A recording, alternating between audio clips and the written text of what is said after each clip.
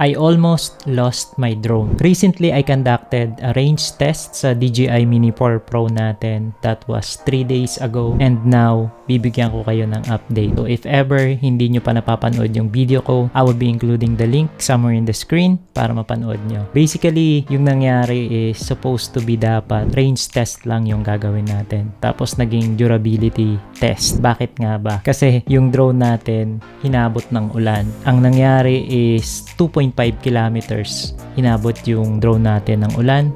So, buti naman, napauwi ko siya ng maayos. Tapos, inayos ko siya, nilinisan, pinunasan, tapos blinower ko, tapos nilagay ko siya sa bigas. After 3 days, ngayon ko lang siya pinalipad. Ayun guys, ngayon natin malalaman kung gumagana pa yung drone natin. Pero bago ko sabihin sa inyo kung gumagana pa yung drone natin, take note na wag niyong gagawin yung ginawa ko. Tapos lesson learned, so lagi akong nagsasabi na everything na gagawin nyo is always check the environment. So ang nangyari kasi nung pagpapalipad ko, biglaan lang talagang umulan. Hindi ko kasi napansin yung cloud sa likod ko kasi yung angulo ng camera ko is sample na nandyan yung camera tapos nandito ako. Yung cloud, yung dark clouds is nasa likod ko. So hindi ko siya napansin. Tapos bigla na lang umulan. Pero yung ulan na yun kasi is typical rain lang, hindi sa lahat ng area umuulan. Kung napanood nyo yung video ko, doon sa pinagpaliparang around 4 kilometers hindi pa siya umuulan. So yung ulan is nasa 2.5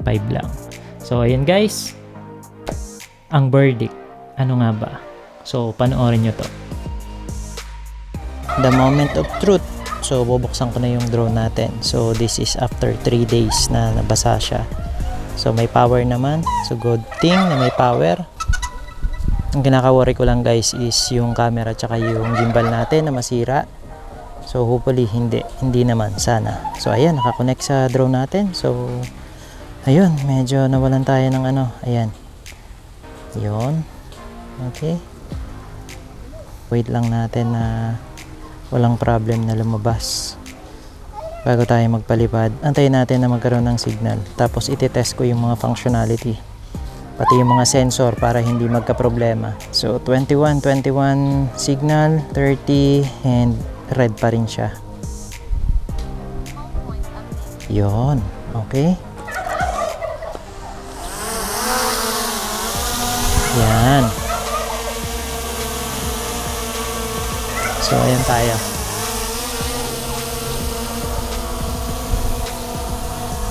Yan guys, so yung sensor okay naman.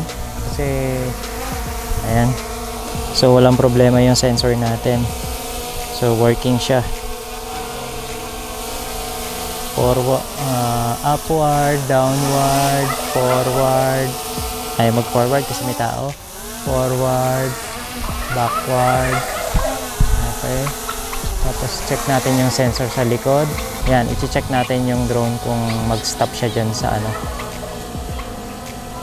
So ayan, naka-full yung trigger natin, yung joystick, pero wala. Okay naman. So far wala namang problema. Bali yung gagawin ko dito is hindi ko na muna siya paliliparin ng malayo.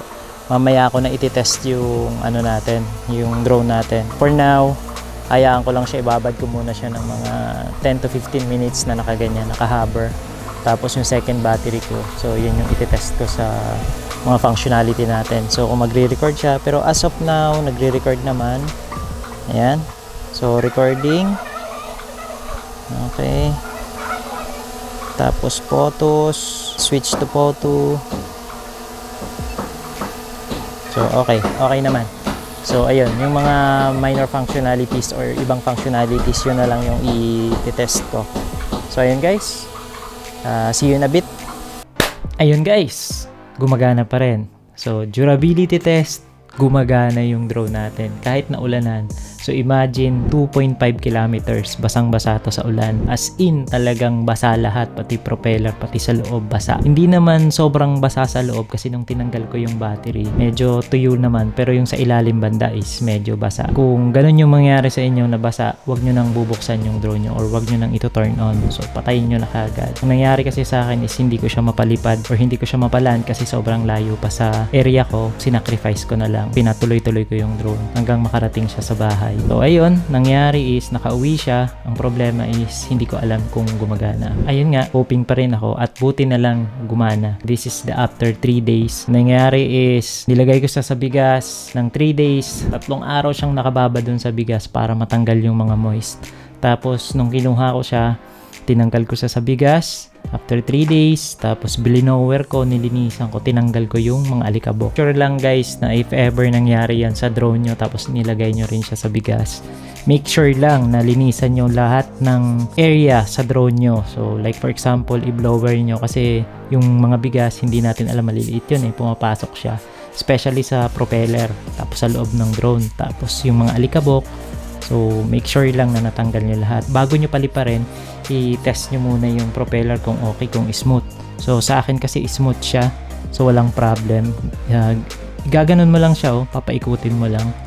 So, titignan mo lang kung may sumasabit. Na-test ko na rin yung functionality, gumagana. So, nag-try ako, nag-record ako, nag-picture ako, nag-video. Tapos, yung gimbal, tinest ko yung panning niya, up, down. Tapos, yung forward, backward sensor, downward. So tinest ko siya, pati yung side tinest ko. So gumagana lahat. So buti naman, pati yung mga functionality like master shot, yung mga drone, trinay ko rin, gumagana siya. So walang problema.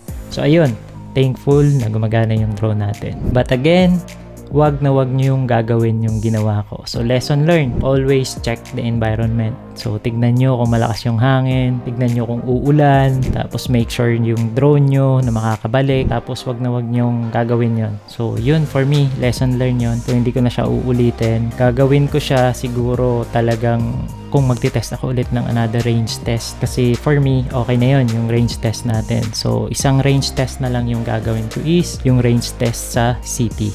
So, ayun na lang. Yun na lang yung isang test na gagawin natin sa DJI Mini 4 Pro. Kasi yung test na ginawa natin is ang nakaharang lang kaya sa umabot ng 6 kilometers. So, 5.7 nagkaroon ng lag. Nangyari doon is lumagpas na kasi ako sa bundok. Yung bundok kasi, nung tinest ko yung Mini 2 ko, hindi ako umabot dun sa bundok na yun. Umuwi na yung drone. Ito, lumagpas na, ang layo na talaga. So, umabot tayo ng 6 kilometers. Pero kung nasa open area or nasa high area tayo, na direct yung drone and controller natin, I think sabihin nating maaabot siya ng, for me, in my estimate, siguro 7 kilometers. Safe yung drone yung makakapunta at makakabalik. At may tira pa siyang battery. Siguro, pag lumagpas na ng 7 kilometers, wala na, hindi na. So, that's total of 14 kilometers back and forth. Tatry ko is sa city naman, yung may mga cell site, may mag-interfere kung gaano siya kalakas yung feed ng drone natin sa live view ng controller natin. So, ayun guys. Again, this is Elton Jukino of Hobbies and Collection. Thank you for watching and see you on the next one. Peace!